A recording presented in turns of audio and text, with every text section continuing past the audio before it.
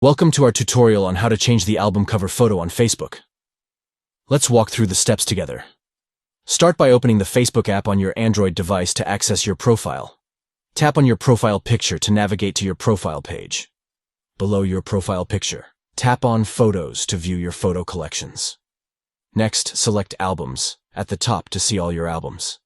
Choose the specific album you want by clicking on its title. Click on the three dots at the top right corner of the album page. Tap on Change Album Cover Photo to set a new cover image for the album. Select a photo from your gallery or camera roll that you want to use as the new cover photo. Finally, tap on Save to apply the changes and set the selected photo as the new album cover. By following these steps, you can easily update the cover photo of your album on Facebook to give it a fresh look and personalize it according to your preferences. Thank you for watching.